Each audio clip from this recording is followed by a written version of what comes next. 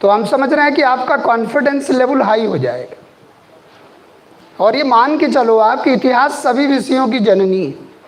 आप बार बार वही अबुल फजल का कोटेशन याद करो कि यहाँ सारे मर्ज की दवा होती है का निरीक्षण करते हैं। भले अभी साहित्य थोड़ा कमज़ोर है, मेडिवल तक कमज़ोर रहेगा क्योंकि अध्यात्म है, धार्मिकता है, वेदों को हो सकता हो दुनिया ना माने, लेकिन हम लोग उसको लेके चल रहे हैं कि भाई वैदिक साहित्य है। अशोक के अभिलेख भी आएंगे बाद में। तो हम लोगों को ये चीज़, आपका कॉन्फिडेंस लेवल बढ़ाने के लिए, इंटरेस्ट लाने के लिए बेसिक कॉन्सेप्ट का होना जरूरी। और वो बेसिक कॉन्सेप्ट क्या है? Flow chart, chapterisation. कोई आपसे अगर पूछ रहा कि महमूद गजनवी ने किस समय आक्रमण किया, तो पोस्ट हर्ष के बाद, यानी कि राजपूत काल, यानी कि प्री सल्तनत। मतलब एक लोकेशन क्लियर हो कि आप कहीं भी कोई कुछ बोल रहा है तो उसको लोकेट कर लो आप। बस जिस दिन आप कम्युनिकेट करना सीख गए, इतिहास में लिंक करना सीख गए, तो आप कल्चर में भी अच्छा रहोगे। हिस्ट्री एंड कल्चर, उस पार्ट को आप फोकस करते रहो। पॉलिटिकल हिस्ट्री कम पढ़ो आप देखो प्री में भी क्वेश्चन कैसे आ रहे हैं, आर्किटेक्चर से आ रहे हैं, लिटरेचर से आ रहे हैं। बैटल के चक्कर में ज़्यादा मत रहो। दासरा की युद्ध कभी नहीं पूछा, लेकिन पुरुषार्थ पूछेगा, आश्रम पूछेगा, ऋग्वेद पूछेगा, कौन सा श्रेष्ठ वेद है ये पूछेगा। तो ये बारीकियों से लिखना। और आप घबराया मत करो, वीडियो को पॉज करके बाद में सुन लिया करो, लिखा करो घर पे बैठ के, कोई दिक्कत नहीं। जैसे मान लो यहाँ नहीं लिख पा रहे हो आप, विसंगति है थोड़ा सा, ये साथ नहीं दे पा रहा, डिजिटल नहीं, लेकिन वो कोई टेंशन नहीं। हमने देखा वीडियो क्लियर दिख रही, थर्ड वाली बहुत अच्छी बनी थी। तो आप पॉज करके बढ़िया से सुना करो, क्योंकि हमें स्पीड थोड़ा तेज रहेगी, तभी कवर कर पाएंगे हम लोग। आज हम लोगों को वैदिक क्रॉस करना किसी भी कीमत, और कल हम लोगों को आ जाना फॉरेन अटैक। एकदम टॉपिक क्लियर है। जैन बौद्ध पर ले आकर हमें छोड़ देना, 2 डेज मिला। हम तो चाहते हैं कि सॉफ्टवेयर इंस्टॉल कर दें आप में, लेकिन आप भी तो तैयार रहो। तो इसलिए एकदम चौकन्ना रहो आप, और लिखते रहो, बार बार लिखा करो आप। 1 time writing is better than 10 times of reading. एक बार लिखोगे ना तो 10 बार पढ़ने के बराबर है। और कोई भी प्रामाणिक पुस्तक, NCERT, कोई भी 10 बार पढ़ो आप, तब उसका अप्रोच आपके दिमाग में आएगा, नहीं तो नहीं आएगा शायद। तो चलिए हम लोग अपने टॉपिक पर आते हैं। हम लोग वैदिक काल में थे, और वैदिक जब भी कोई बोले तो अर्ली एंड लेटर क्या चेंजेज आए समाज के क्षेत्र में, धर्म के क्षेत्र में, राजनीति के क्षेत्र में, आर्थिक क्षेत्र में क्या बदलाव आए। अगर निरंतरता में बदलाव नहीं है तो शायद टॉपिक चेंज नहीं।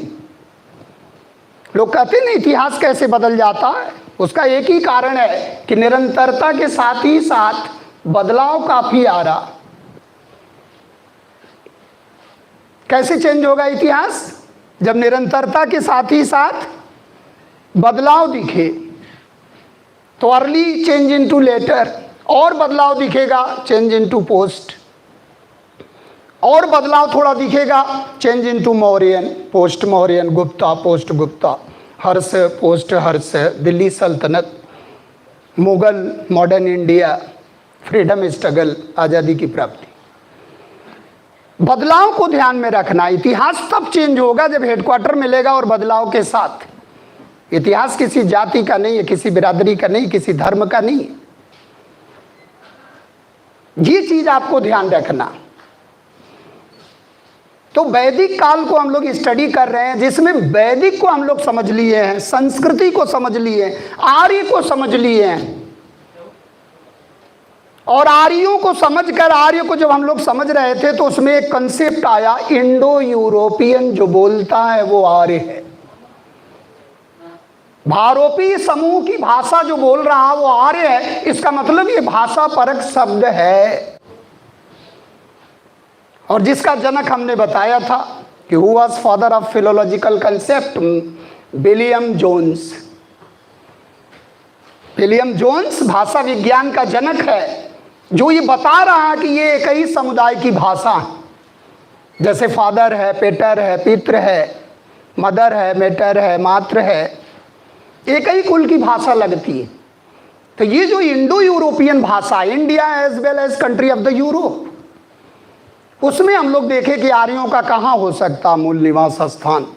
उसमें हम लोग मैक्स मुलर को फाइनल कर दिए, क्योंकि उसके साथ अभिलेख भी है और जैन दवेस्ता और ऋग्वेद का तुलनात्मक अध्ययन भी है, साहित्य भी है। तो बोगज कोई को तो हम लोग इग्नोर कर नहीं सकते। तो मैक्स मुलर ने कहा कि मध्य एशिया, तो that is final, Madhya Asia. और दूसरा कोई सिद्धांत है तो सप्त सैंधो प्रदेश, अविनाश चंद्र दास। बाकी विचारधाराएं हैं, उसको आपको याद करना पड़ेगा। जैसे जर्मन प्रदेश किसने कहा, पेंका एंड हर्ट, ये याद करना पड़ेगा, ये तो आइडियोलॉजी है। पी गाइल्स हैं, वो डेन्यूब घाटी, हंगरी प्रदेश। तो बहुत ज़्यादा उसमें टाइम नहीं वेस्ट करना, लेकिन अगर आ जाए तो कम से कम कुछ थियरी आपकी तैयार होनी चाहिए। तो हम लोग उसी के सहारे आ गए मूल निवास स्थान। और जब मूल निवास स्थान पढ़ लिए हम लोग, तो वैदिक लिटरेचर में एंट्री कर गए। और हम लोगों का टॉपिक क्या चल रहा था? वैदिक साहित्य चल रहा था। कभी भी कोई आपसे पूछे कि वैदिक किसे कहते हैं, वेद और उससे जुड़े हुए ग्रंथ, सीधा वेद और रिलेटेड जो टेक्स्ट हैं, लिटरेचर हैं, वो वैदिक हैं। वेद और उससे जुड़े ग्रंथ, वेदों की व्याख्या, वेदों का दर्शन, वेदों का रहस्यात्मक पार्ट। वेद 4 हैं, तो इनका इंटरप्रिटेशन आया, क्योंकि वेद बड़े कॉम्प्लिकेटेड थे, ये दुरूह थे, इसके श्लोक बड़े कठिन थे, ये बड़े जटिल थे, सामान्य बस की बात नहीं थी। तो इसको इजी बनाने के लिए, इसे बोधगम्य बनाने के लिए, इसे जन सामान्य तक पहुंचाने के लिए गद्य में इसकी व्याख्या की गई, और वही रहा क्या? ब्राह्मण ग्रंथ। क्वेश्चन आया, दुनिया का सबसे प्राचीन गद्य संकलन ब्राह्मण, ब्रह्म से बना, इंटरप्रिटेशन से बना, ब्राह्मण नहीं है, ध्यान रखना। तो वेदों का भाष्य कहाँ है? वेदों की कमेंट्री कहाँ है? वेदों का इंटरप्रिटेशन कहाँ है? ब्राह्मण। यानी कि प्रत्येक वेद के अपने अलग अलग ब्राह्मण ग्रंथ होंगे। वेद 4 हैं, तो चारों के अलग अलग ब्राह्मण ग्रंथ होंगे। तो एक हमें उसकी परिभाषा को समझना। जैसे ही कोई कहे कि what do you mean by वैदिक लिटरेचर, तो आप कहोगे वह साहित्य जो शुरू में मौखिक रहा हो, बाद में लिखित होने के प्रयास किया। क्योंकि वेद तो पढ़े भी गए, लिखे भी गए। तुरंत इंटरव्यू में आपको रोक लेगा कि आप कह रहे हो पढ़े गए, लिखे गए, इतिहास होगा, और इसको कह रहे हो आद्य होगा। बोले क्षमा करिएगा महोदय, ये प्रारंभ में श्रुति मूलक रहा, सुनने से मिला। एक वेदांग हम लोग पढ़ेंगे आगे चल के, जो निरुक्त वेदांग है। 6 वेदांग हैं, जिसमें एक वेदांग है इटिमोलॉजी, कि किसी शब्द की उत्पत्ति कैसे होती है और उसकी तुलना किससे की गई, किससे? कान से। तो कभी अगर पाणिनि का अष्टाध्यायी आ गया और वेदांग की तुलना करने को आ गया कि शिक्षा किसको कहते हैं, शिक्षा की तुलना किससे की गई है, तो नासिका। तो पूछेगा वेदांग लगा क्या होगी? वेदांत नहीं। वैदिक वांग्मय का, वैदिक साहित्य का अंतिम बिंदु जो है, क्लाइमेक्स जो है, वही है उपनिषद, वही है वेदांत। इसलिए उपवेद को हम लोग हटा दिए वैदिक से। उपवेद बहुत माथापच्ची हुई, विद्वानों में रखा जाए न रखा जाए। उपवेद को पोस्ट वैदिक में रखा जाता है, पुराण को पोस्ट वैदिक में रखा जाता है, स्मृतियों को पोस्ट वैदिक में रखा जाता है, महाकाव्य को पोस्ट वैदिक में रखा जाता है, और वेदांग को पोस्ट वैदिक में रखा जाता है। इसलिए गीता भी किस में है? पोस्ट वैदिक। You have to choose correct answer out of provided 4 answer। इस स्थिति में जब आप पहुंच जाओगे ना कि एक ऑप्शन दिखेगा उसमें से, चारों में से, तब तैयारी आपकी अच्छी है। जैसे कोई कहे ना गीता किसका पार्ट है, और आप लगा दिए वैदिक, यू आर रॉन्ग। क्योंकि गीता भीष्म पर्व का है, और महाभारत का भीष्म पर्व 6ठा पर्व, और उसका पार्ट है गीता। तो महाकाव्य कहाँ है? वैदिक तो नहीं है, पोस्ट वैदिक। तो हम लोग थोड़ा विभाजन किए थे वैदिक और पोस्ट वैदिक, और उसी में नॉन वैदिक लगा दोगे तो जैन बौद्ध चारवाक आ जाएंगे। जैन बौद्ध वाले आ जाएंगे, वो doesn't believe in the validity of Vedas. वो कह रहे हैं वेदों के हमें समझना है, वेदों को हम यूनिवर्सल नहीं मानते हैं, वेदों में हम कुछ बातों को समझना चाहते हैं। वेदों को आप नित्य मानते हो, नहीं मानने के लिए तैयार हैं। तो गंगा घाटी में बहुत बड़ी क्रांति हो गई, जो आगे चल के हम लोग देखेंगे, धार्मिक क्रांति। हम लोग विरोध कर गए, बोले यज्ञ अच्छी बात है, यज्ञवाद अच्छी बात नहीं, यज्ञ के पीछे बलि देना अच्छी बात नहीं। आप अश्वमेध यज्ञ करा रहे हो, कई सौ बैलों की बलि चढ़ा दिए आप अश्व के साथ, और बैलों की महत्ता किसमें है? खेती बाड़ी में। किसान हमारा उसको रोकना चाह रहा, तो राजा भी चाहेगा कि रुक जाए। तो आप देखो बुद्ध काल और मौर्य काल में बलि नहीं हुई। कंसेप्ट विकसित करो, आप कंसेप्ट को कैच करो। अब आएगा क्या? मौर्य काल में अश्वमेध यज्ञ हुआ, अब आप सोच रहे हो हुआ कि नहीं, नहीं हुआ, फिर मौर्योत्तर काल में होने लगेगा। थीम को पकड़ो आप, थीम। तो हम समझ रहे हैं सारे लोग उस दिन क्लास में थे, तो हम लोग ये लिख चुके हैं, वेद हैं, ब्राह्मण ग्रंथ हैं, आरण्यक हैं और वेदांत हैं, उपनिषद। तो चलिए अब हम लोग शुरू करते हैं। वेद का मतलब आप समझ गए, वेद पहले श्रुति मूलक है। अब हेडिंग डाल लो आप वेद। अब वेद को देखो आप कैसे जानोगे, जहाँ जहाँ लिखते जाओ आप, लिखते जाओ, नहीं तो फिर देख लेना आप वीडियो, ऐसे देख लेना पॉज करके, कोई दिक्कत नहीं। तो वेद का मतलब होता है, वेद का शाब्दिक अर्थ होता है जानना, टू नो। विद धातु से बना है, जानना, टू नो। पूरा लग रहा समस्त सृष्टि में सब कुछ हुआ किसके चक्कर में? जानने के चक्कर।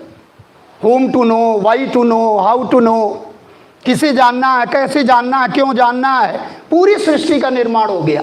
अब वेदों के केंद्र बिंदु में ईश्वर नहीं है, आत्मा है। वेदों के केंद्र में कौन है? आत्म तत्व है, ईश्वर तत्व नहीं है। सांख्य नहीं मानता है ईश्वर को, मीमांसा नहीं मानता है ईश्वर को, जबकि डायरेक्ट वेदों से उत्पन्न है मीमांसा। जैमिनी का मीमांसा कर्म को मानता है, बोले हम कर्म करते हैं उसका प्रतिफल मिलता है, इसमें ईश्वर का क्या योगदान है? सांख्य कहता है प्रकृति पुरुष के मिलने से सृष्टि बनती है, बिछुड़ने से प्रलय आ जाएगी, इसमें ईश्वर का क्या योगदान है? बौद्ध कहते हैं पंच स्कंदों से मिलकर बना है, जैसे हम लोग कहते हैं कि क्षिति जल पावक गगन समीरा, तो बौद्ध कहते हैं पंच स्कंदों से मिलकर बना है। अब बिछुड़ना बनना तो स्वभाव है, नहीं मानते। तो ईश्वर को न मानने वाले कई लोग हो जाएंगे, जैन, बौद्ध, चारवाक, सांख्य और मीमांसा। एक बार बहुत खूबसूरत क्वेश्चन आया कि वेदों के अतिरिक्त ईश्वर की सत्ता नहीं है, देवता की सत्ता नहीं है, किसने कहा? मीमांसा। योर आंसर इज मीमांसा, जैमिनी का मीमांसा, जैमिनी। तो दिमाग में आपका ओपन माइंड हमेशा रहना चाहिए, और हमेशा आप प्री की तैयारी मत करो कभी भी। आप सोच रहे हो कि 3 साल प्री कर लेंगे, फिर नहीं। Holistic views, pre main interview, pre main interview, इसी को सफ़र करना, कोई दूसरा नहीं आएगा मेंस देने। तो आपका अप्रोच कैसा होना चाहिए? तोड़ ले, जोड़ ले, बोल दे। नहीं, तोड़ ले, तोड़ तोड़ के समझ ले प्री, और जोड़ जोड़ के बता दे, अब बोल दे, हो गया। अब आप सोचते हो क्या पहले तोड़ लें, बाद में देखा जाएगा, 3 साल के बाद जोड़ना सीखेंगे।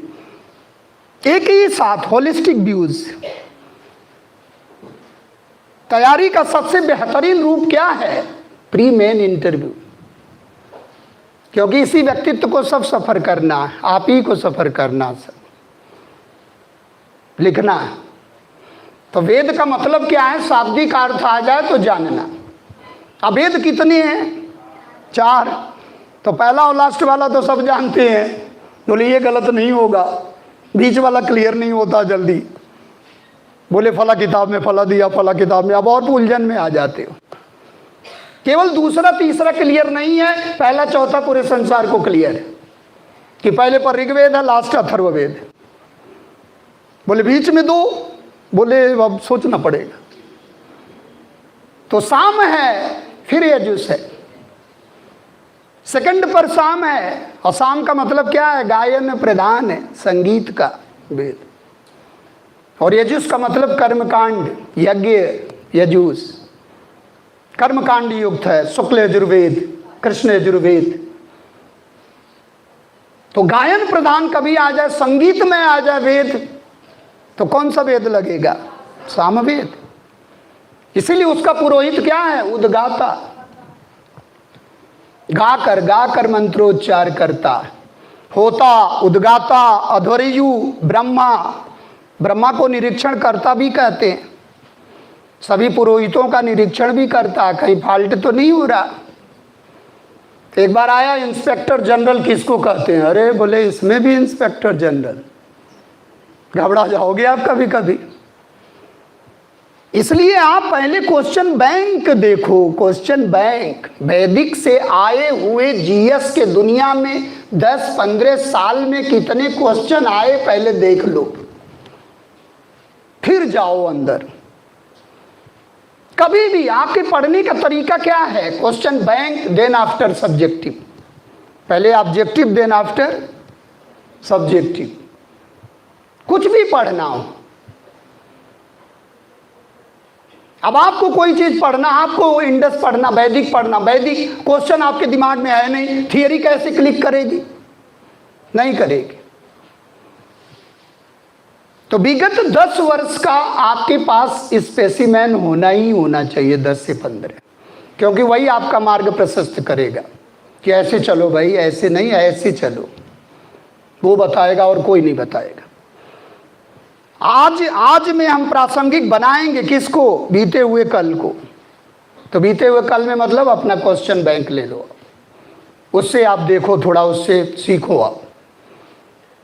तो वेद को हम लोग क्या कहते हैं? नित्य। लिख लो आप, नित्य। नित्य का मतलब जिसका कभी विनाश न हो, एवरलास्टिंग।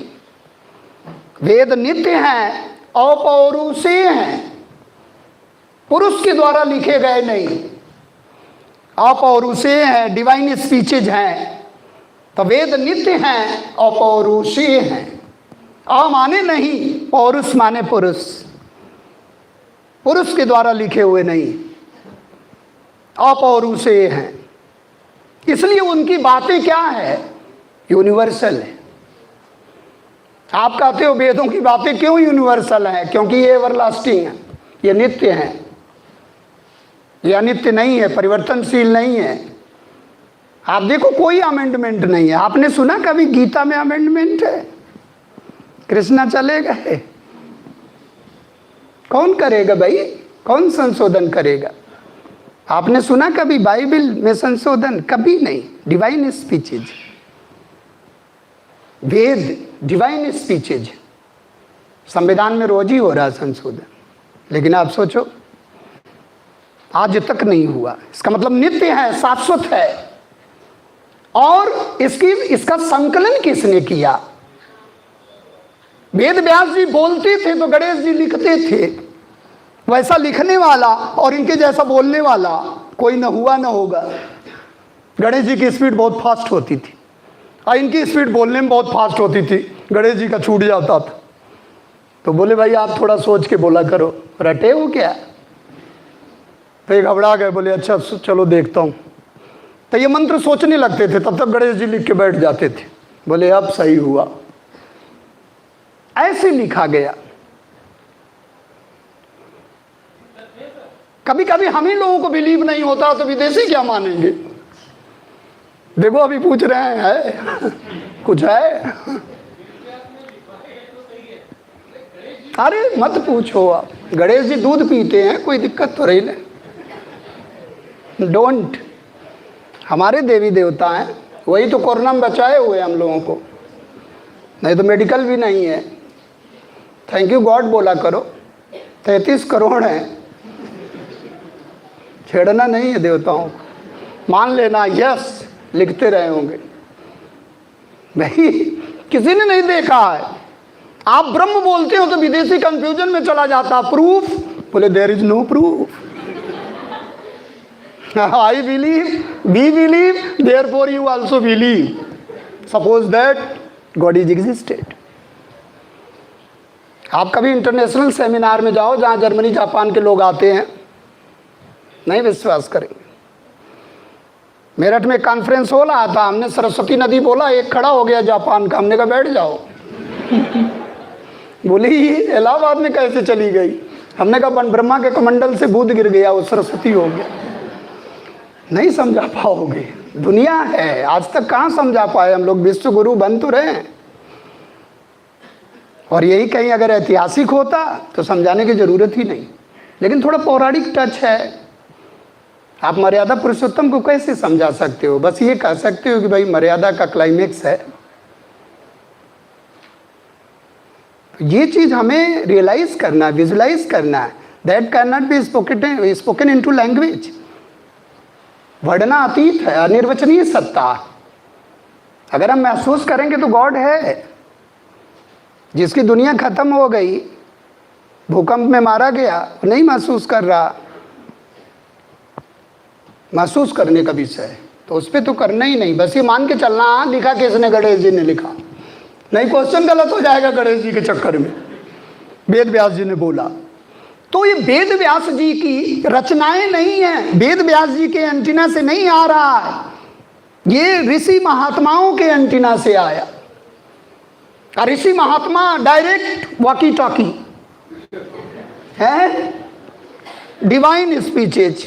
जैसे पैगंबर साहब, जिब्राइल आया, सुना दिया, मैं पैगाम लेके आया हूँ, समझ जाओ।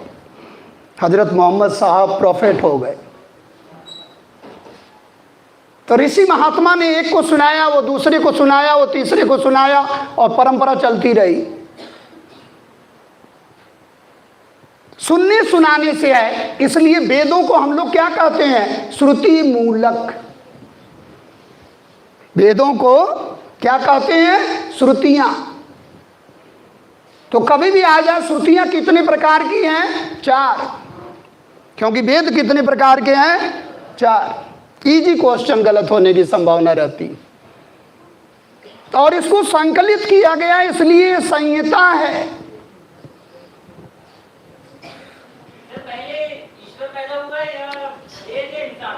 डोंट, ये फिर छेड़ दिया। हमारे मस्तिष्क की सबसे सुंदर रचना है वो, और उसका सबसे सुंदर रचना है हम। अब सोच लो पहले कौन आया। मत छेड़, बाद में मिलेंगे। मत छेड़। फिलॉसफी चूंकि हमारा सब्जेक्ट है भाई, देखो बर्दाश्त नहीं होता, इसलिए थोड़ा सा हम लोग मंच पर हैं, इसलिए सब्र कर, बाद में मिलना, एहसास करा देंगे। हाँ चलिएगा।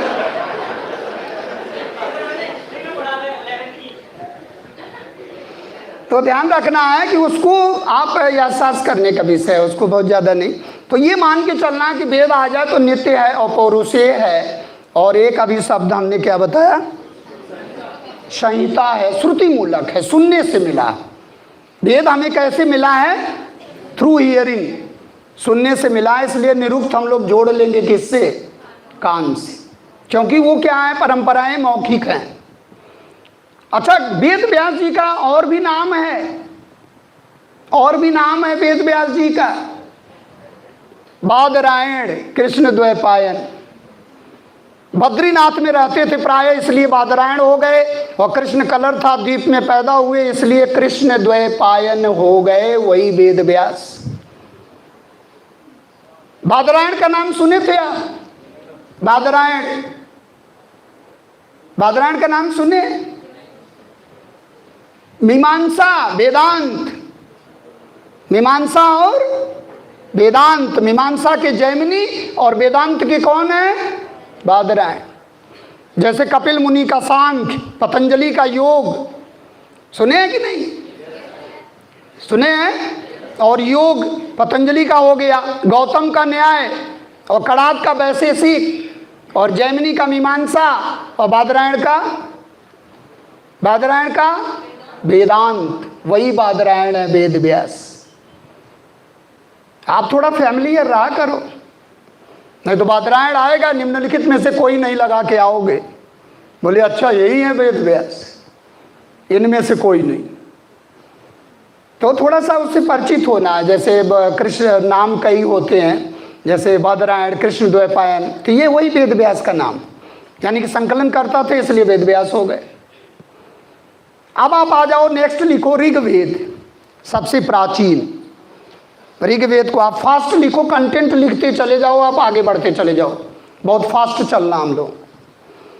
तो ऋग्वेद के बारे में लिख लो आप। ऋग्वेद पूरी तरह पद्य में है, छंदबद्ध है, पद्य में है, पद्य में। क्योंकि क्वेश्चन आएगा कौन सा वेद गद्य पद्य दोनों में है, तो your answer is Yajurveda, Atharvaveda. लेकिन कौन सा वेद केवल पद्य में है? ऋग्वेद, सामवेद। तो इसकी रचना किस में की गई है? पद्यात्मक है, छंदबद्ध है। वैसे तो चारों वेद हमारे छंदबद्ध हैं, क्योंकि वही आधार है, लेकिन लास्ट में दो हैं, उसमें आंशिक गद्य भी है। तो गद्य पद्य दोनों में है, लास्ट के दो। ये पूरी तरह किसमें है? पद्य में। और इसमें कितने मंडल हैं? 10 मंडल है। लिख लो आप, मंडल का मतलब ब्रॉड चैप्टर। 10 मंडल हैं, 64 अध्याय हैं, चैप्टर्स, सब चैप्टर्स। अष्टक बने हैं, 8 अष्टक हैं, तो 8 64 अध्याय हैं। और सूक्तों की संख्या कितनी है?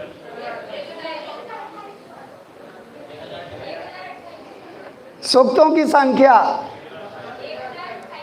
कुल आएगा तब लगाना। मौलिक हैं तो 1017, 11 बालखिल्य हैं। हमेशा ध्यान रखा करो आप, 1017 प्लस 11, 1028।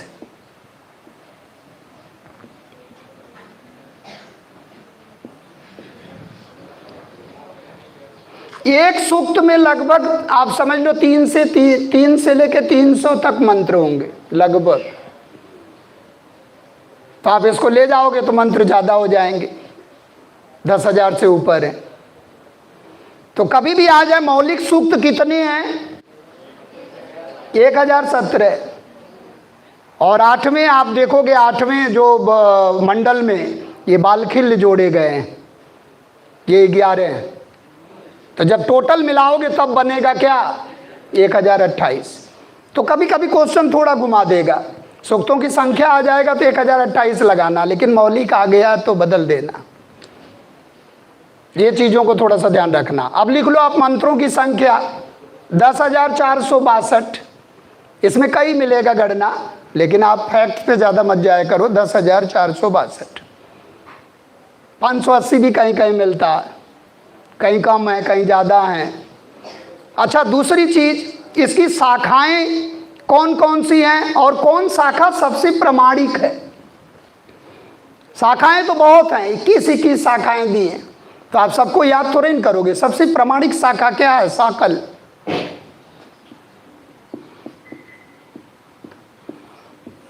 साकल, वास्कल, संख्यायन, मांडुके, अश्वलायन, बहुत सी शाखाएं। लेकिन अगर ऋग्वेद की सबसे प्रामाणिक शाखा आ जाए तो साकल, और यही है, इन्हीं के हैं 1017 साकल। प्रत्येक वेद का एक एक शाखा हमें तैयार करना है जो प्रामाणिक है, बस ज्यादा उसमें अंदर नहीं जाना। और ऋग्वेद का कंटेंट क्या है? अब आप देखो, ऋग्वेद को आप देखोगे तो 2 से 7 तक, 2, 3, 4, 5, 6, 7, 2 से 7 तक प्राचीनतम है। 2 और 7 नहीं, गड़बड़ हुआ तो गए आप वहीं। 2 से 7 तक प्राचीनतम है, इसका मतलब नवीनतम कौन है? 1 और 10। इसका मतलब कि आगे क्या आएगा?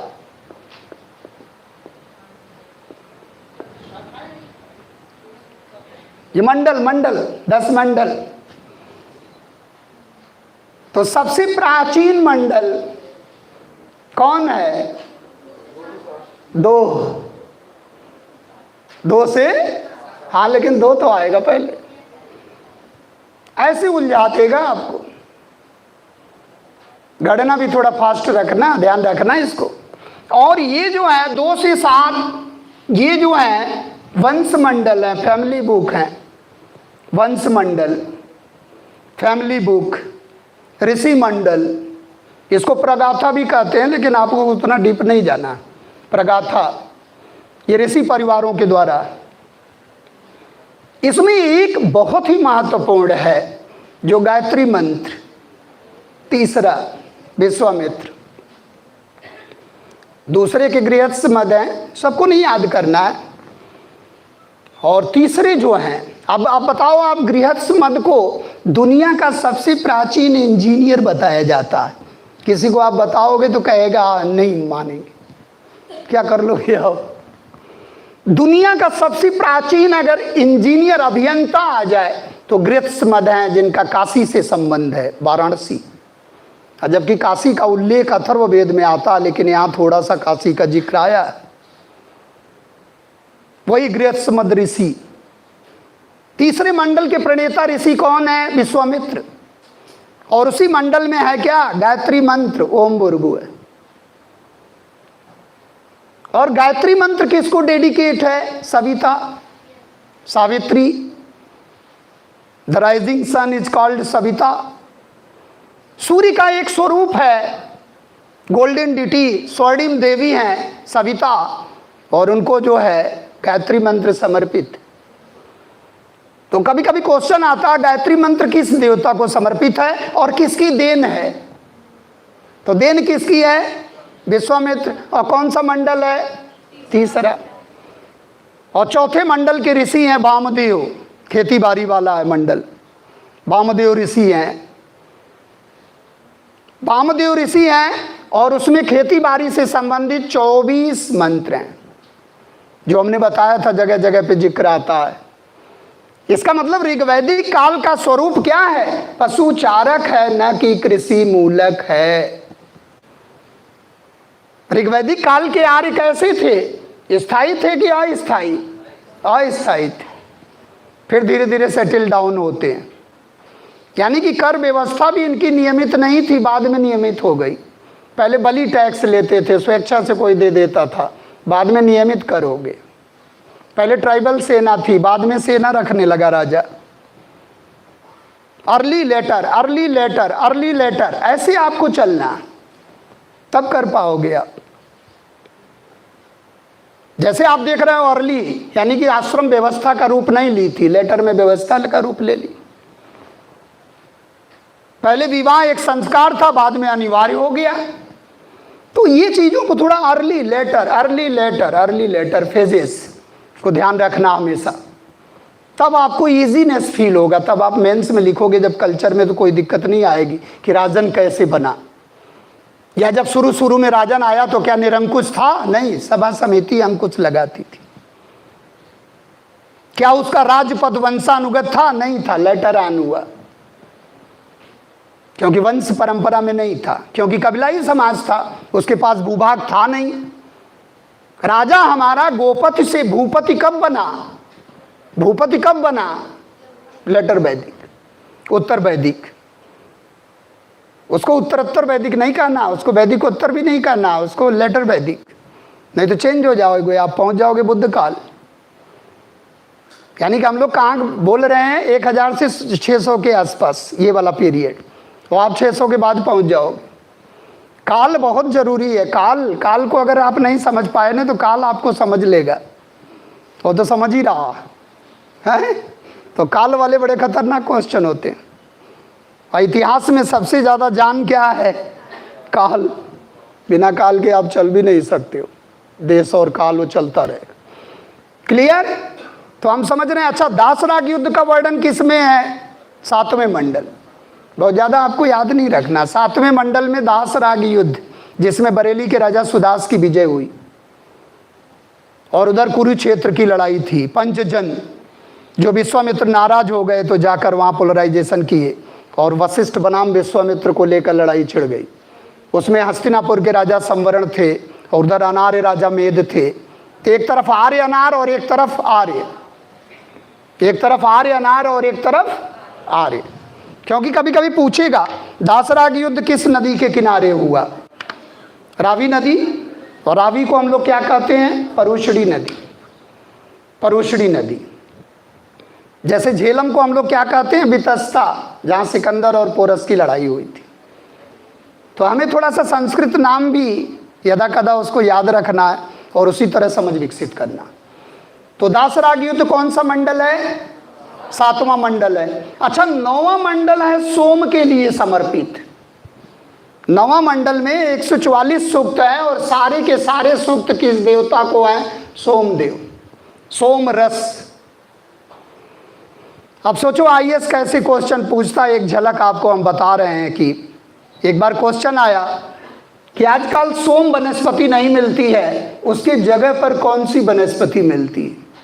खत्म, एंटीना काम करना बंद कर दिया। बोले भगवान सोम तक तो पहुंचे थे, ये क्या पूछ रहा? तो उसकी जगह पर एक वनस्पति है पुतिका। पुतिका वो भी उसी तरह आह्लादकारी है, सोमरस की तरह। सोमरस याद आ रहा? एक गिलास मिल जाए तो चैन ऐसे ही हो जाए।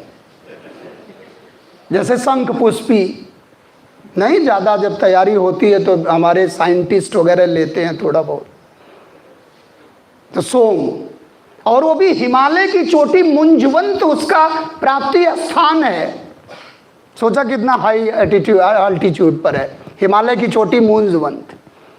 सोमरस कहाँ मिलता है? हिमालय की चोटी मुंजवंत पर मिलता है।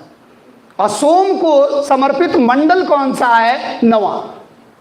तो इतना भी हम कमजोर न रहे कि सोम आया और मंडल ही भूल गए, जबकि 144 मंडल है टोटल के टोटल सोम को ही समर्पित। इसके बाद आया आपका सबसे नवीनतम मंडल 10वां। सबसे नवीन कौन है और सबसे प्राचीन? दूसरा। तो ये जो 10वां मंडल है, इसमें आप देखोगे एक पुरुष सूक्त है। याद आया? 10वें मंडल के पुरुष सूक्त में पहली बार ब्राह्मण, क्षत्रिय, वैश्य, शूद्र का उल्लेख मिलता है, जिसमें वैश्य और शूद्र का उल्लेख पहली बार है। तो लिख लो आप, यानी कि ऋग्वेद के 10वें मंडल के पुरुष सूक्त में, पुरुष सूक्त में एक दिव्य पुरुष के विविध अंगों से विविध वर्णों की उत्पत्ति को बताया गया। दिव्य पुरुष, विराट पुरुष, दिव्य पुरुष।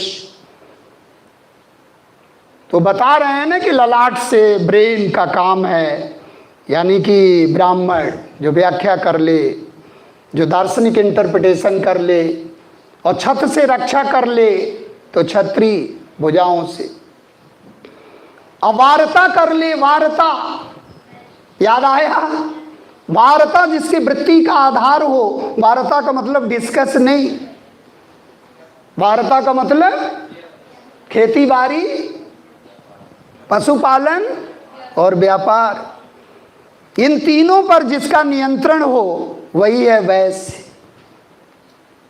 विष से बना है, जो समाज का पेट भरता है, टैक्स देता है। व्यापारी अनलिमिटेड इनकम है उसकी, टैक्स दे देता है, तो उसे हम लोग क्या कहते हैं? वारता जिसका ऑक्यूपेशन हो वो है वैश्य।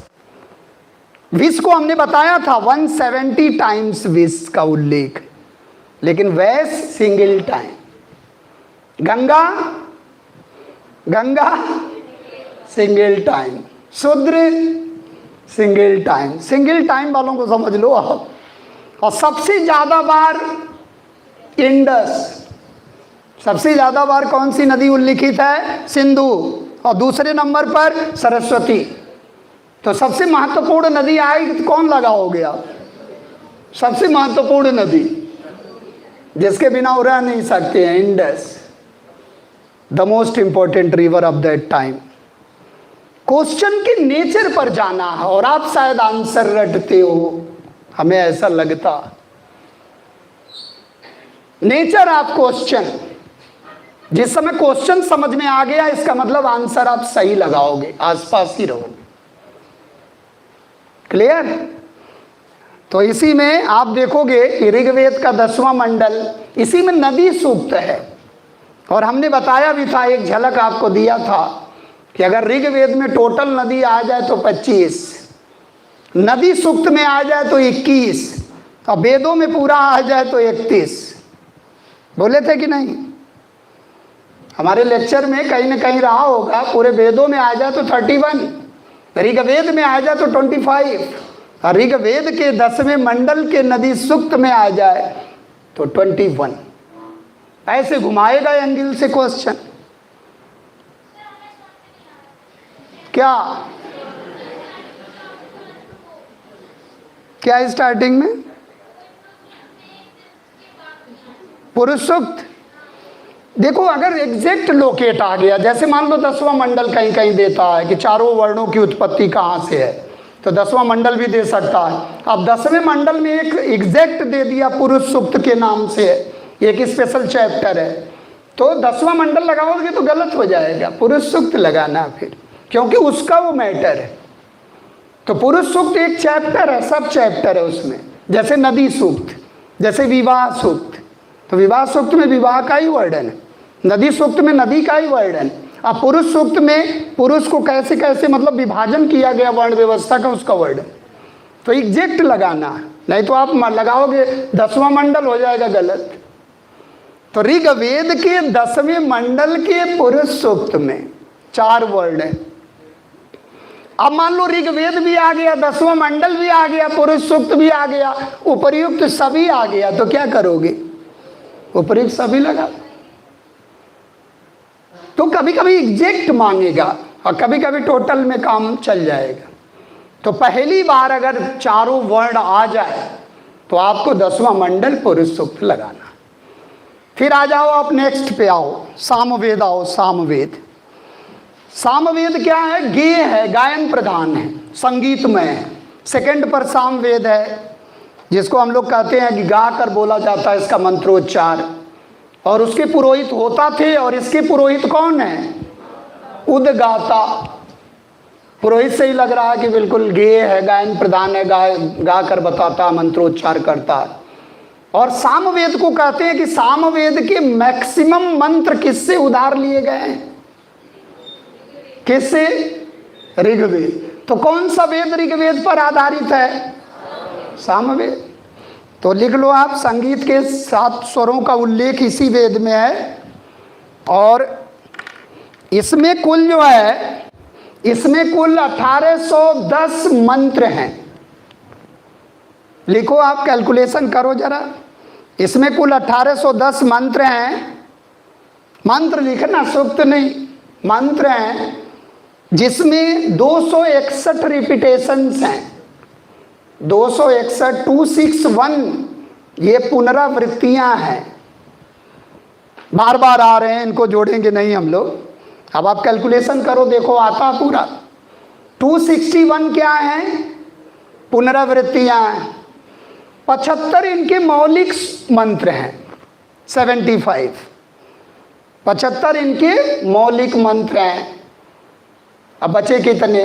1474 ऋग्वेद से उधार लिए गए। 1474 कैलकुलेट कर लो आप, आ जाएगा 1474। तो अब आप बताओ, 1474 मंत्र तो इन्होंने किससे लिया? ऋग्वेद। तो इसका मतलब कौन सा वेद ऋग्वेद पर आधारित है? और कौन सा वेद आंशिक रूप से ऋग्वेद पर आधारित है? तो अथर्ववेद। आंशिक रूप से कुछ मंत्र वो भी लिया है ऋग्वेद से। तो आंशिक पूछ लिया तो आंसर आपका थोड़ा डगमगा रहा, लेकिन अगर आ गया कि कौन सा वेद निर्भर है पूरी तरह, तो आप देखो 75 है केवल। तो ये चीज दिमाग में रखना है कि अगर इस तरह से क्वेश्चन आएगा थोड़ा सा बचना आपने को। तो सामवेद क्लियर है, संगीतमय है, संगीत के 7 स्वर हैं।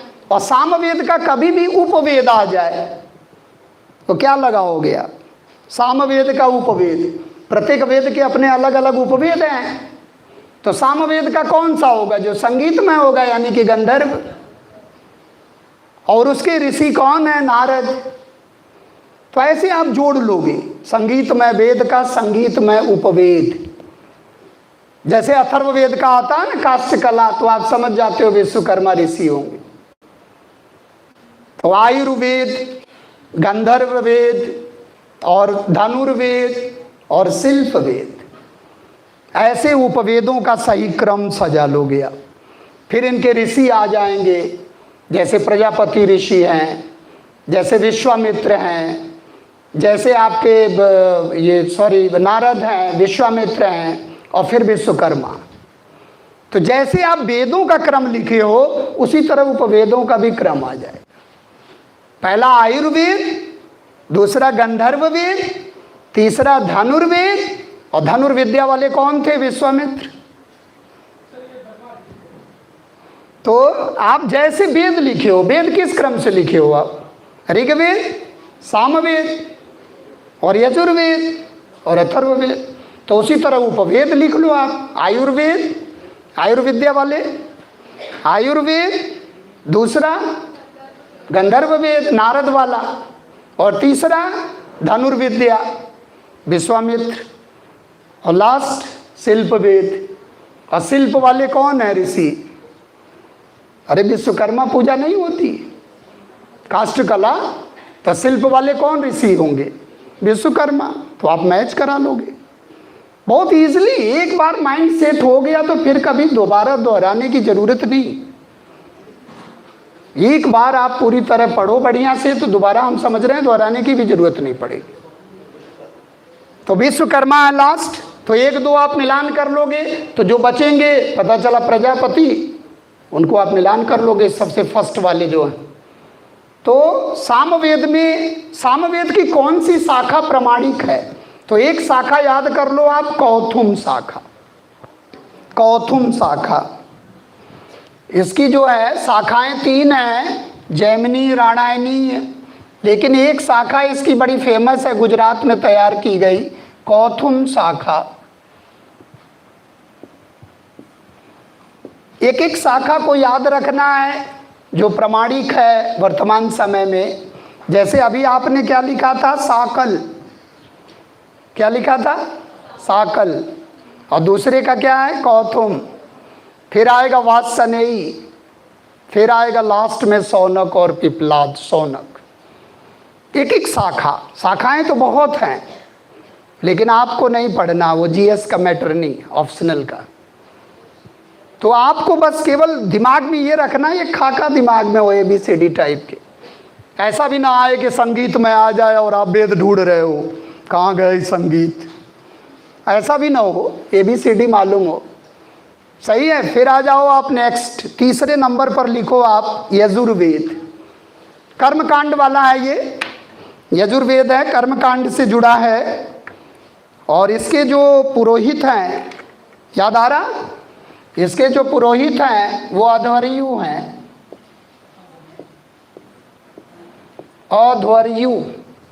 अध्वर्यु हैं। और पहले पुरोहित कौन थे? होता, दूसरे उद्गाता, तीसरा अध्वर्यु, और लास्ट ब्रह्मा जी आ जाएंगे। आराम से याद हो जाएगा। 2-4 बार फ्रीक्वेंसी डालो आप तो फिर याद हो जाएगा। सारा खेल फ्रीक्वेंसी का है। कोई 10 टाइम्स तैयारी करके जाता बैठता परीक्षा में, कोई 1 टाइम भी नहीं पहुंच पाता पढ़ के पूरे सिलेबस को। जितने टाइम आप पढ़ोगे उतनी रोचकता है। ठीक है। यजुर्वेद के बारे में लिखो आप। यह वेद गद्य और पद्य दोनों में है। पहला वेद है ये, गद्य और पद्य दोनों में है। पहली बार आ रहा तो गद्य पद्य दोनों में है। फिर लिखिएगा, यह 2 भागों में विभाजित है, शुक्ल यजुर्वेद और कृष्ण यजुर्वेद। यह 2 भागों में विभाजित है। शुक्ल यजुर्वेद और कृष्ण यजुर्वेद। देखो आप कैसे करोगे इसको, इसमें भी राज छिपा है। शुक्ल यजुर्वेद और कृष्ण यजुर्वेद। अच्छा अब आप देखो, कृष्ण यजुर्वेद गद्य और पद्य दोनों में है, शुक्ल यजुर्वेद केवल पद्य में है।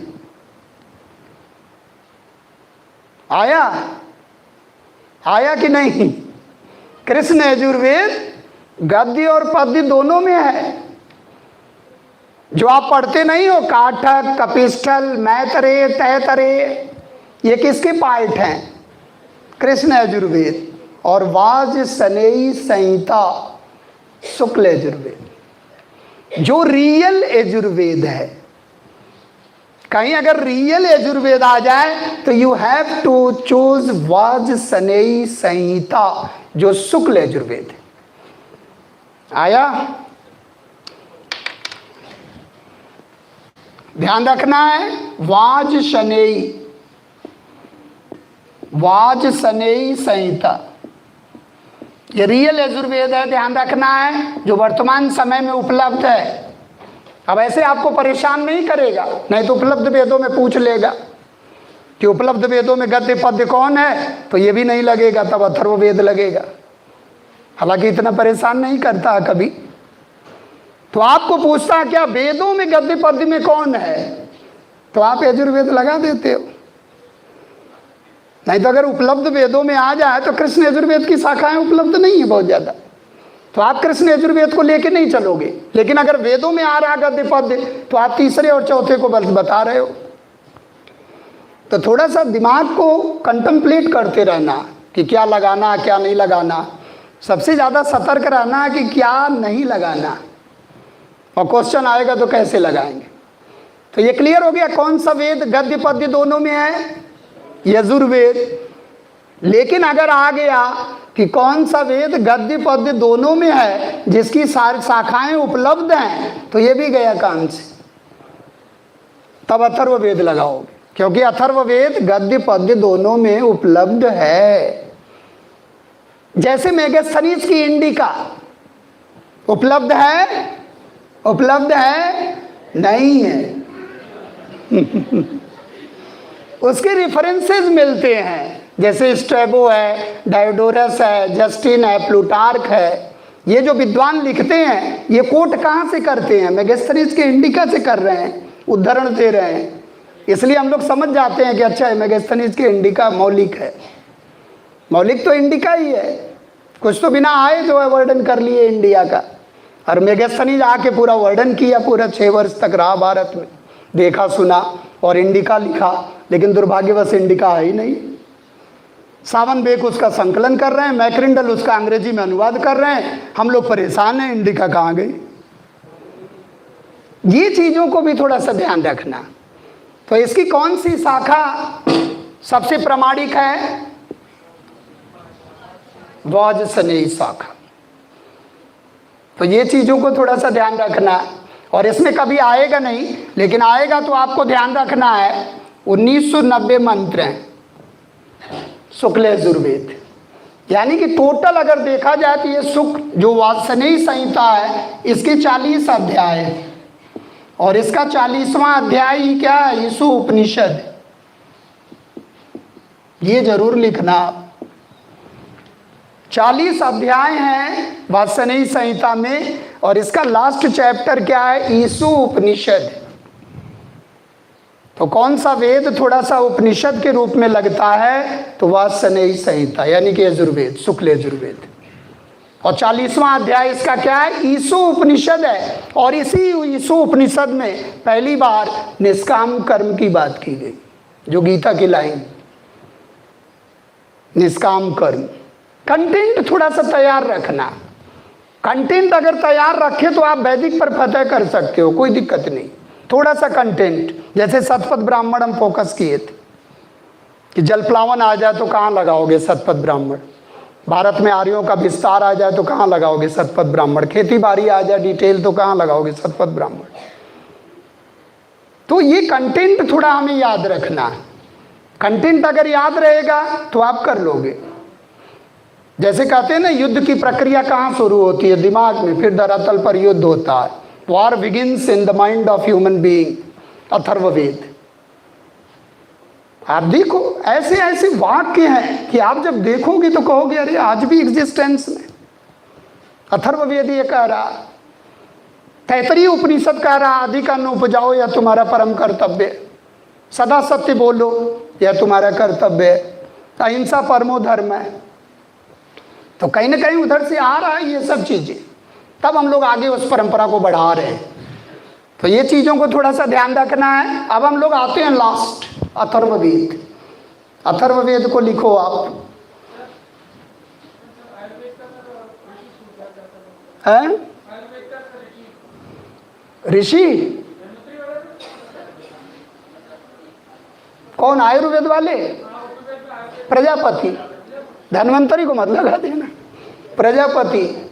देवता इधर से उधर नहीं करना, गड़बड़ हो जाएगा।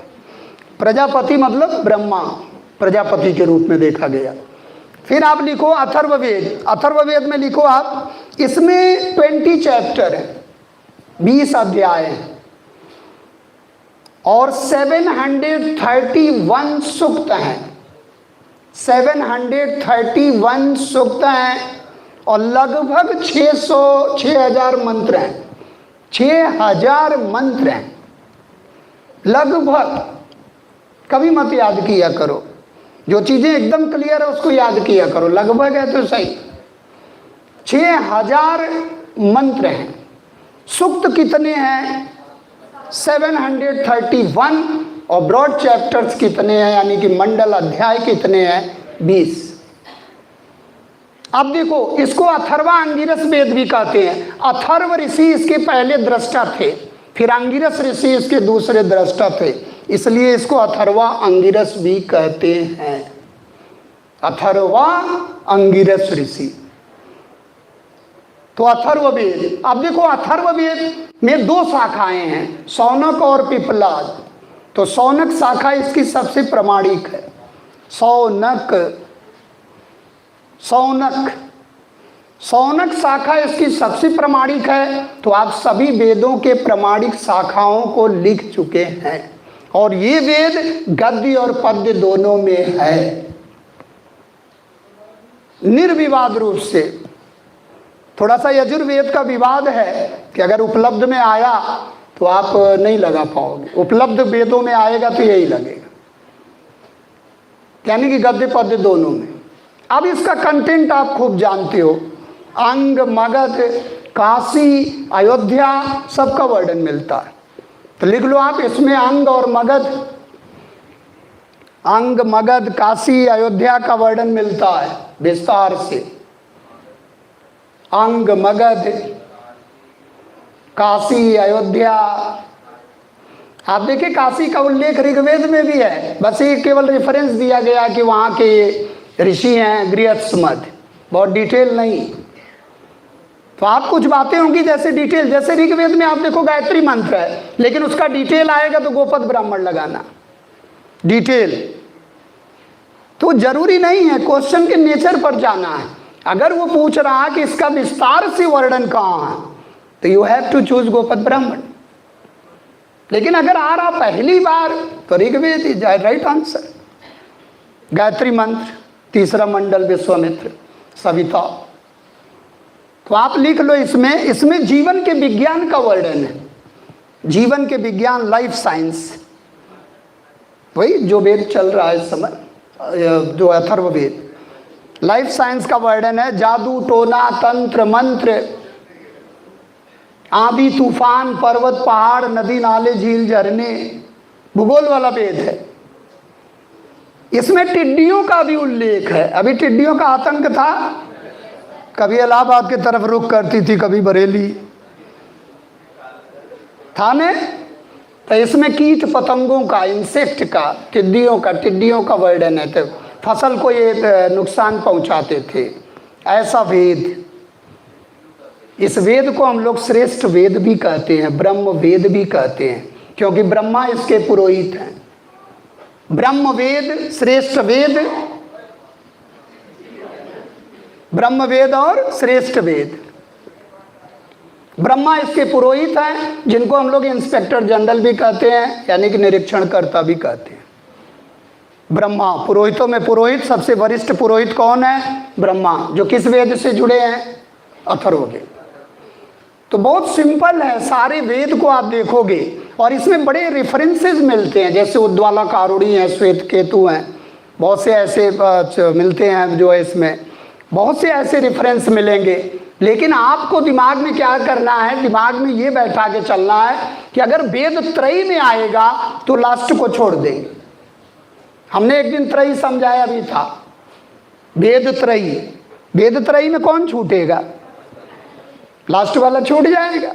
जैसे वर्ण त्रयी, वर्ण त्रयी में कौन छूटेगा? शूद्र छूट जाएगा। जैसे पुरुषार्थ त्रयी, धर्म अर्थ काम मोक्ष, कौन छूटेगा? मोक्ष छूट जाएगा। फिर आप नेक्स्ट हेडिंग डालो आप ब्राह्मण ग्रंथ। ब्राह्मण ग्रंथ फास्ट चलो आप, ब्राह्मण ग्रंथ लिख लो आप। वेदों को सामान्य जन तक पहुंचाने के लिए, वेदों को सामान्य जन तक पहुंचाने के लिए जिन ग्रंथों की रचना गद्य में की गई उसे ब्राह्मण ग्रंथ कहते हैं। बस एक समझ विकसित हो जाए कि ब्राह्मण हम बोल रहे हैं तो क्या है ये दुनिया का सबसे प्राचीन गद्य संकलन है। बार बार क्वेश्चन आता जीएस में कि गद्य संकलन हम किसे कहते हैं। जैसे आप देखोगे ना, हेरोडोटस से भी पहले ही केटीएस हैं और थेलीज हैं। तो गद्य संकलन को भी देखना, पद्य संकलन, गद्य संकलन, यानी कि व्याख्या की गई, और व्याख्या यानी कि भाष्य लिखा गया, भाष्य यानी कि कमेंट्री, यानी कि प्रत्येक वेद के अपनी क्या हैं? अलग अलग ब्राह्मण ग्रंथ। जैसे ऋग्वेद, अब आप जैसे करके लिखो ऋग्वेद, मालूम है? मालूम है ऋग्वेद का ब्राह्मण ग्रंथ?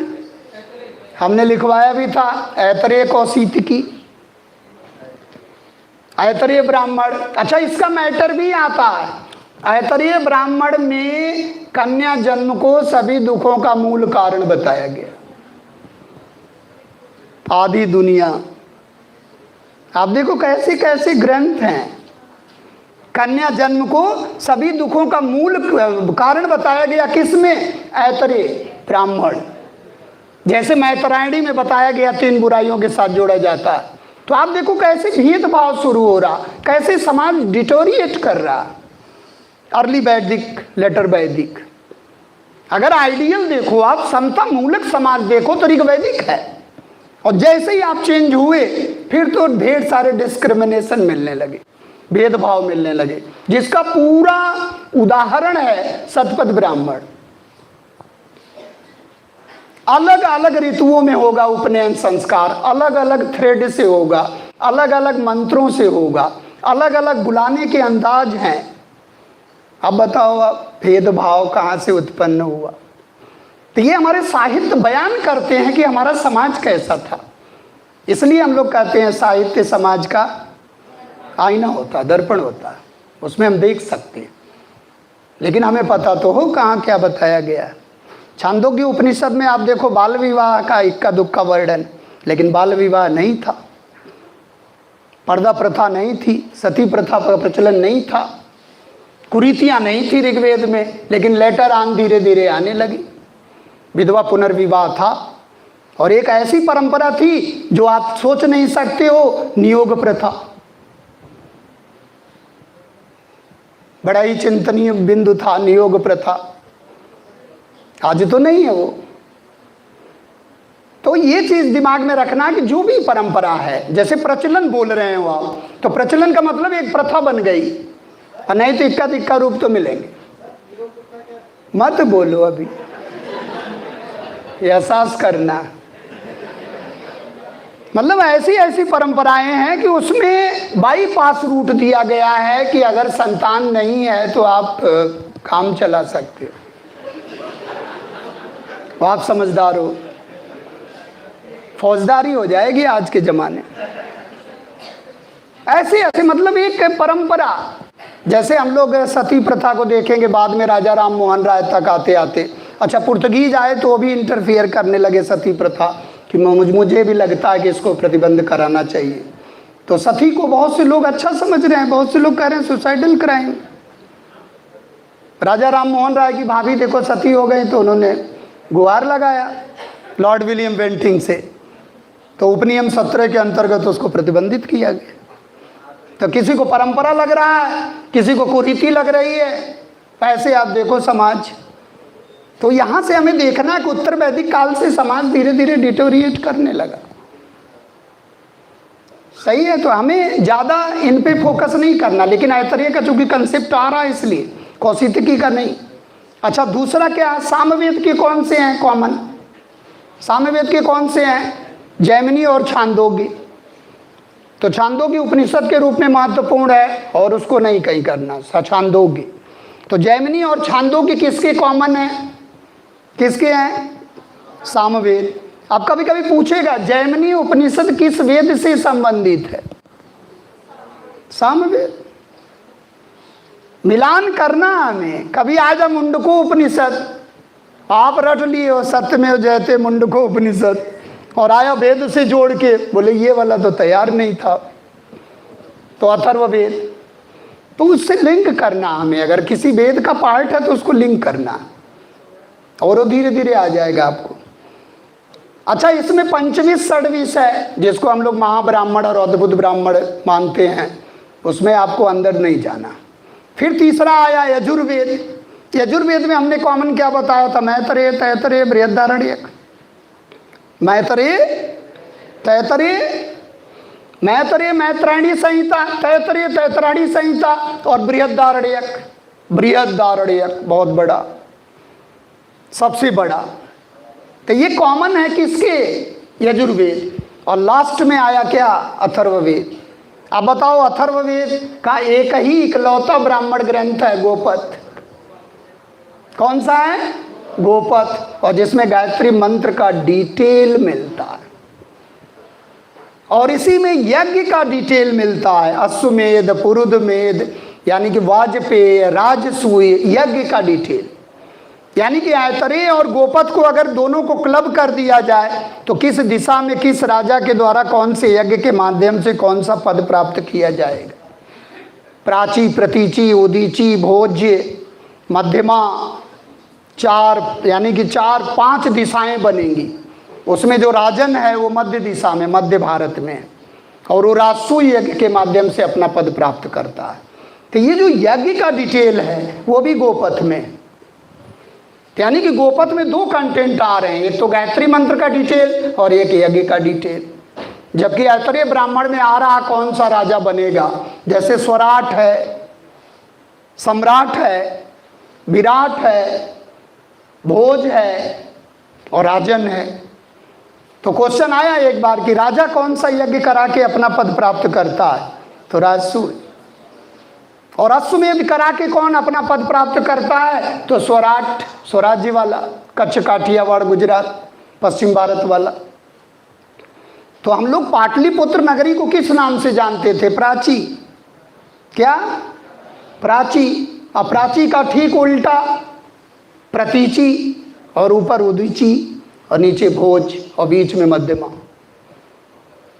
प्राची का कभी कभी विलोम आता, प्राची का विलोम प्रतीची, यानी कि प्राची क्या है? पूर्वी भारत, और प्रतीची पश्चिम।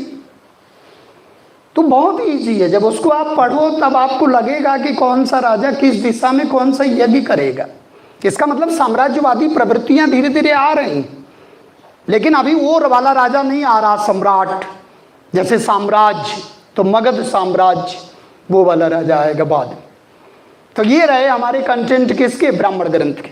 अब फिर लिख लो आप नेक्स्ट, आरण्यक। अरण्य से बना, अरण्य माने जंगल। रहस्य की शुरुआत है, दार्शनिक बातें हैं, आरण्यक। अब ये आरण्यक क्या है, इसकी आवश्यकता हमें क्यों पड़ी? इसका मतलब जंगल में रहने वाले लोगों के, सन्यासियों के मार्गदर्शन के लिए जिस दार्शनिक ग्रंथों की रचना की गई वही आरण्यक। किससे बना है? किससे बना है? अरण्य से। और अरण्य माने क्या होता है? जंगल, वन। जैसे हमारा एक आश्रम है, याद आ रहा, एक आश्रम हमारा है, कौन सा? वानप्रस्थ।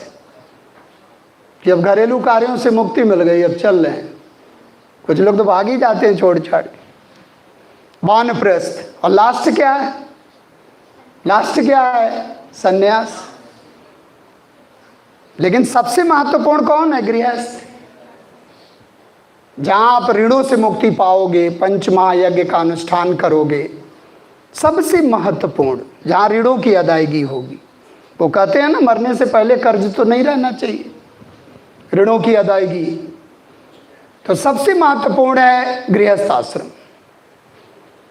और संस्कार में देखोगे तो वो विवाह संस्कार कहाँ है? 15वें पायदान पर, और 16वें पायदान पर क्या है? अंत्येष्टि। व्यवस्थाकार भी कैसे लगाए उसको, संस्कार को। 15वां विवाह और लास्ट खत्म जीवन लीला।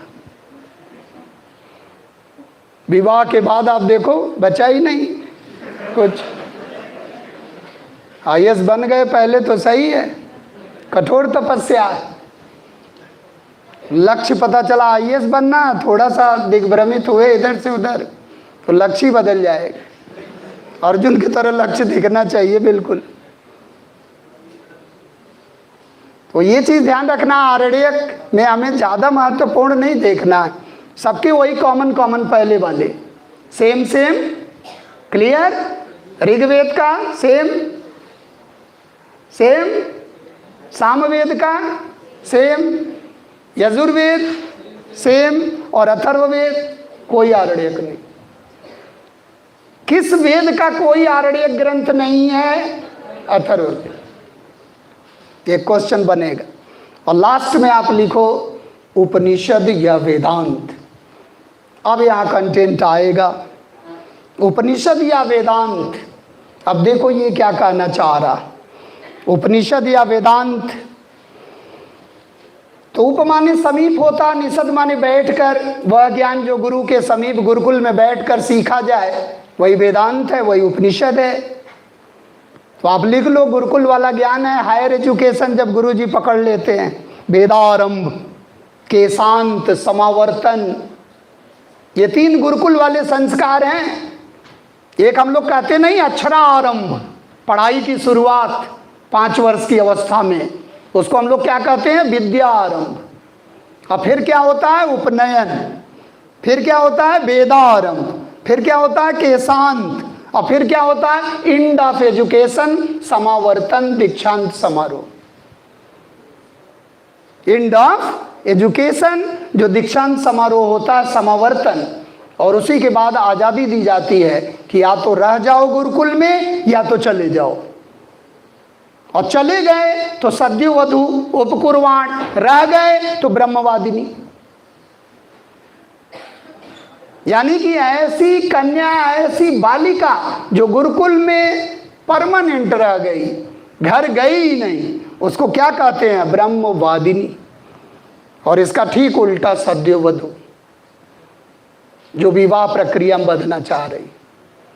तो अंतेवासी आप देखोगे घर से निकल गया सुदूर शिक्षा लेने के लिए, गुरुकुल में चला गया। तो ऐसे कुछ कुछ आएंगे शब्द, जिसमें एक उपकुर्वाण है, नैष्ठिक ब्रह्मचारी है, तो नैष्ठिक ब्रह्मचारी तो आ जाएगा पकड़ में, ब्रह्मवादिनी भी आ जाएगी, सद्यो वधु भी आ जाएगी, क्योंकि लास्ट में क्या लगा? वधु, यानी कि शादी विवाह की प्रक्रिया में है। लेकिन उपकुर्वाण शब्द नहीं आ रहा। अब उपकुर्वाण क्या है? ऐसा बालक जो गुरुकुल में एजुकेशन प्राप्त करने के बाद शादी कर लिए, शादी के लिए चला गया घर। और एक क्या है? नैष्ठिक ब्रह्मचारी। तो आप पहचान लोगे, इजी टर्मिनोलॉजी। संस्कार को भी आप देख लोगे, धीरे धीरे याद हो जाएगा संस्कार। संस्कार सारे नहीं रटना है। पीसीएस में आपको परेशान करता, आईएएस में नहीं परेशान करेगा। पीसीएस में तो ये भी पूछता है और वही क्रम में 7वें नंबर पर कौन, तो आप तो उड़ गए। बोले और वही क्रम क्या 16 संस्कार याद करवाएगा क्या? बड़ी भयंकर स्थिति। तो कंपटीशन तो यही कहता है कि छोड़ मत भाई, जो छोड़ेगा वही आएगा। हैं, कभी कभी आप देखते हो जिसको छोड़ दिए आ गया पहले ही पेज पे, भगवान इसको पढ़ लिए होते या पता होता, पश्चाताप मिलता बस, और कुछ नहीं मिलता। तो यानी कि वेदांत हम किसे कहेंगे? जो एंड ऑफ वैदिक लिटरेचर है, वेदों का अंत है वेदांत। और जिसको हम लोग क्या नाम दिए हैं? ब्रह्म विद्या, आत्म विद्या, रहस्य विद्या, ईश्वर विद्या। ब्रह्म विद्या आए तो किसको लगाना? उपनिषद। और ब्रह्म वेद आए, अथर्ववेद। तो प्रत्येक वेद के अपने अलग अलग क्या है? उपनिषद, कॉमन ले लिए। अब आप एक कंटेंट लिखो, छांदोग्य उपनिषद, हेडिंग डालो आप। और छांदोग्य उपनिषद किस वेद का है? किसका है? सामवेद का है। अब इसमें लिखो आप, देवकी पुत्र कृष्ण का पहली बार उल्लेख। देवकी पुत्र कृष्ण का पहली बार उल्लेख। अब आप सोचो, कृष्ण का उल्लेख है और यह अपने गुरु का नाम क्या बता रहे हैं? घोर अंगिरस। कि हमारे गुरु कौन है? घोर अंगिरस। इनके एक गुरु संदीपन ऋषि भी हैं, संदीपनी, लेकिन एक इनके जो शिक्षा गुरु हैं घोर अंगिरस और एक दीक्षा गुरु। तो घोर अंगिरस इनके गुरु हुआ करते थे, घोर अंगिरस। अब आप सोचो, छांदोग्य उपनिषद में कृष्ण कह रहे हैं क्या? वेदों में हमें सबसे अच्छा, यानी कि वेदों में हमें सबसे अच्छा वेद कौन लगता है? सामवेद। अब गीता के अनुसार आया तब तो आप हैंग कर गए, बोले ये तो लग ही नहीं रहा था। श्रेष्ठ वेद आप सुन के गए थे, आइडियल वेद है ऋग्वेद, और कृष्ण को कुछ अच्छा ही लग रहा दूसरा। और कृष्ण ने यह भी कहा है, मुनियों में मुझे अगर सबसे अच्छे मुनि, यानी कि जिससे मैं प्रेरणा लेता हूं, वो है कपिल मुनि, सांख्य दर्शन वाले। सबसे पुराना हमारा दर्शन कौन सा है? सांख्य दर्शन, जो संख्या से बना है। हम कहते हैं जीरो मिला ही नहीं, तो 25 आया कैसे? 25 तत्वों की व्याख्या की गई संख्या से, सांख्य। तो हम लोग जीरो खोज ही रहे हैं। कभी आर्यभट्ट लगा देते हैं, कभी कहते हैं अज्ञात है कोई, अभी पता लगा रहे हैं जीरो। ऋग्वेद में सारी गणना हो रही, और जीरो नहीं होता तो हम लोग 10 मंडल पढ़ते हैं, हर जगह लग रहा हो, लेकिन हमारे अप्रोच में नहीं आ रहा, सिस्टमेटिक नहीं आ रहा, इसलिए हम कह रहे हैं जीरो नहीं आ रहा। शून्य आ जा रहा, शून्य के बाद जीरो आ जा रहा, नागार्जुन शून्यवाद, फिर आ रहा जीरो, क्योंकि गुप्त काल में आएगा। तो आप देखो कैसे कैसे, क्योंकि अप्रोच अगर आपका टाइम से रहे, टाइम फ्रेमिंग है, तो आप कर लोगे। ठीक है। तो छांदोग्य वेद के, छांदोग्य उपनिषद का एक बहुत बड़ा कंटेंट है देवकी पुत्र कृष्ण। ये चीज आपको एकदम बिल्कुल दिमाग में फीड कर लेना। फिर आप लिखो यजुर्वेद। सबसे ज्यादा उपनिषद यजुर्वेद के हैं। घोर अंगिरस, सब कपिल मुनि, मुनियों में मुनि कपिल मुनि, सांख्य दर्शन वाले। सांख्य और योग वो सबसे प्राचीन दर्शन है। सबसे महत्वपूर्ण दर्शन आ जाए तो वेदांत, और सबसे प्राचीन आ जाए तो सांख्य। तो एक और लिखो आप, यजुर्वेद का एक उपनिषद लिखो आप। वो यजुर्वेद का एक उपनिषद है, बड़ा महत्वपूर्ण है, जिसका नाम है श्वेताश्वतर उपनिषद।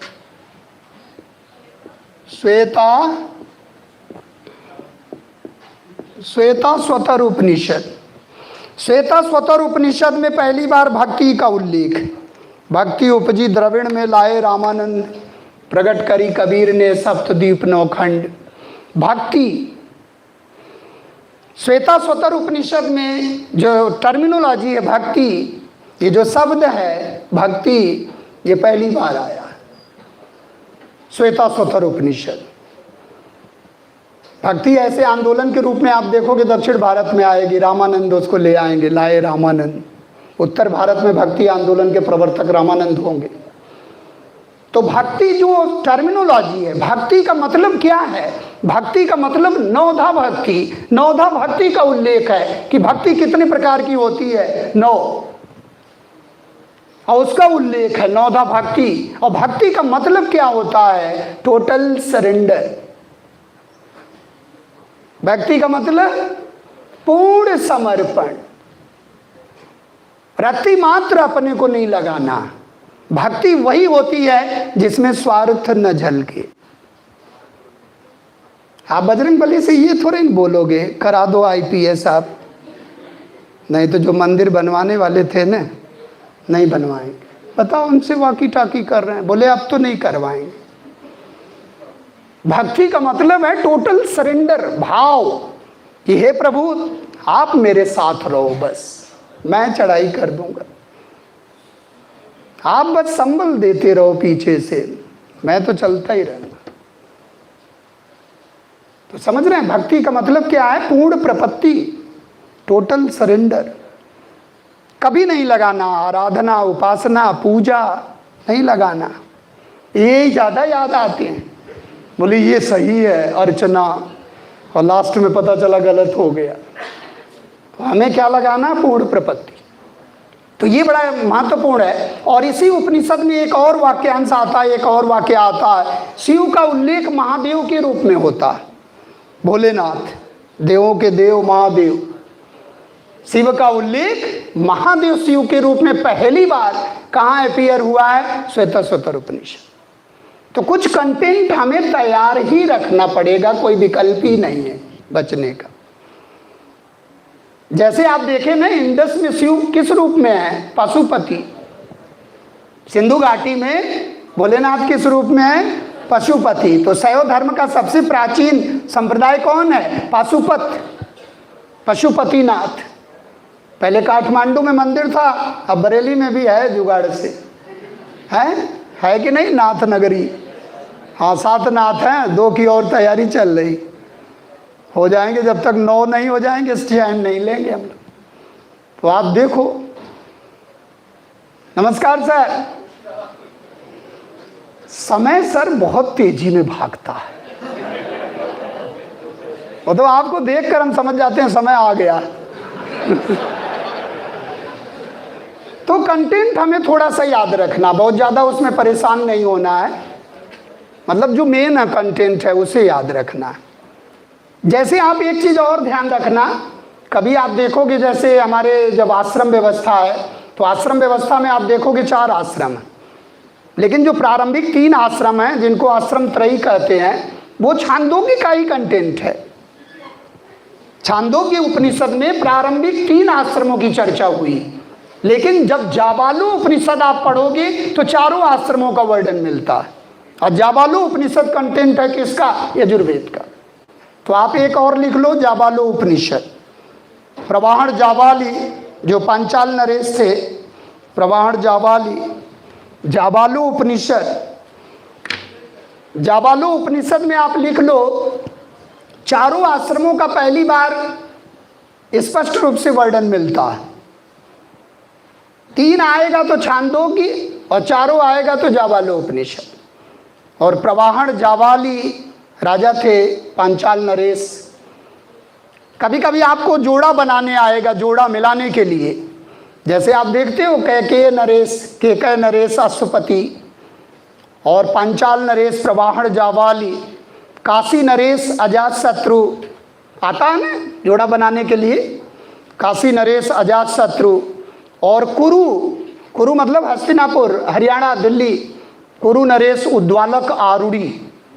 तो ये मिलाने के लिए, कभी कभी मैच कराने के लिए आता। तो ये कंटेंट बहुत जरूरी है जाबालू उपनिषद। और इसके बाद एक आपका उपनिषद है जिसको आप जानते भी हो, मुंडको उपनिषद। सत्यमेव किसका है? अथर्ववेद। तो मांडूक्य, मुंडक और प्रश्न, जिसमें मुंडको उपनिषद सबसे महत्वपूर्ण है, जिसमें हम लोग कहते हैं सत्यमेव जयते, अशोक स्तंभ सारनाथ। तो वहाँ पूछा जाता किससे उद्धृत है, कहाँ से लिया गया है, तो आप कहोगे क्या? मुंडको उपनिषद। और सबसे छोटा अगर आप देखोगे तो मांडुक्य उपनिषद। तो कोष्ठ में लिख लो आप, सबसे छोटा उपनिषद है मांडुक्य उपनिषद। कभी कभी आप प्रोनाउंसिएशन ध्यान नहीं दोगे तो मांडुक्य आएगा तो मुंडक समझोगे आप, थोड़ा ही अंतर है। मुंडक मांडुक्य, शब्दों पर बहुत गौर किया करो आप, ठीक है? तो थैंक यू। और कल हम लोग इसको मैनेज करके और आक्रमण करा ही देंगे। कल आक्रमण तो कराना ही है। Thank you, thank you. CDS वालों को हम करा देंगे, कोई उठेगा नहीं, सब लोग बैठे रहेंगे। इसमें कितने लोग एनडीए वाले हैं?